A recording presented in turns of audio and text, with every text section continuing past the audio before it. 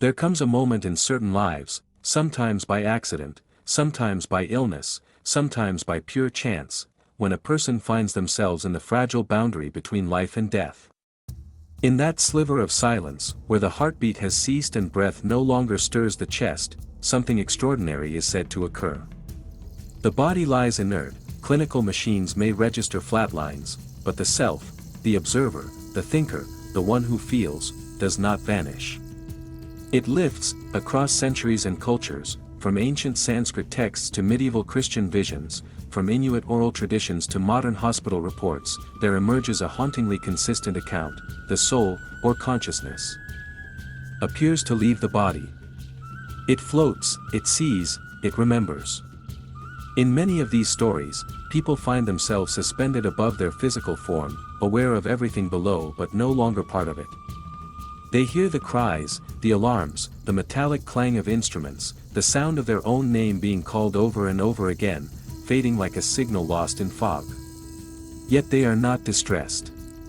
A deep calm settles over them, sometimes described as more real than any peace they ever knew in waking life.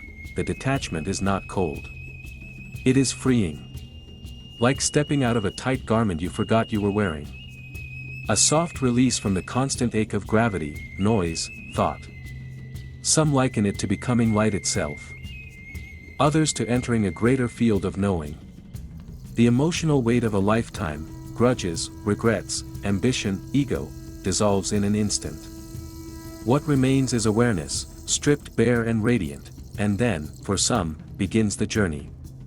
A motion, not forced but inevitable. A passage through space that is not space, into light that is not sunlight. The famous tunnel.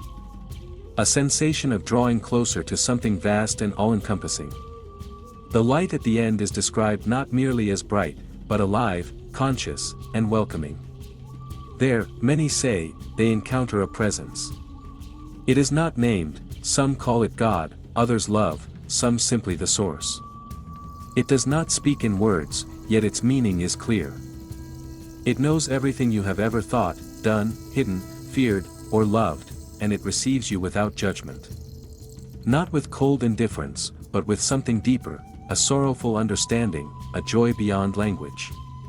The soul, now exposed in its entirety, does not feel shame in this presence. It feels known. Often, people report a kind of life review. Not like watching a film of past events, but re-experiencing moments, both trivial and immense, through the eyes of those they affected. A kind word remembered forever by a stranger. A harsh comment that broke someone's spirit. The ripple effects of small choices revealed like delicate threads in a vast tapestry. This review is not a trial. There is no gavel, no sentence. It is simply truth. You feel it all. And yet you are not condemned. You are asked, quietly, lovingly, what you learned, but not everyone continues forward.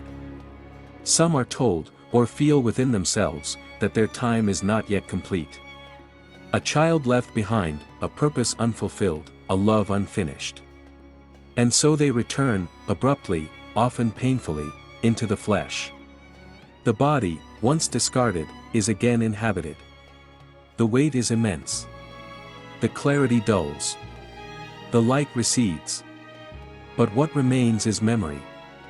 And with it, transformation. After such an experience, very few return unchanged. Their stories vary, their lives diverge, but a common thread binds them, a reorientation toward what truly matters. Material success becomes hollow. Relationships grow sacred. Forgiveness flows more easily. Many feel a new closeness to nature, to strangers, to moments previously overlooked. They live with urgency, not in fear, but in reverence. Death is no longer an end, but a chapter turned. The great silence that once terrified them is now a friend. Skeptics remain.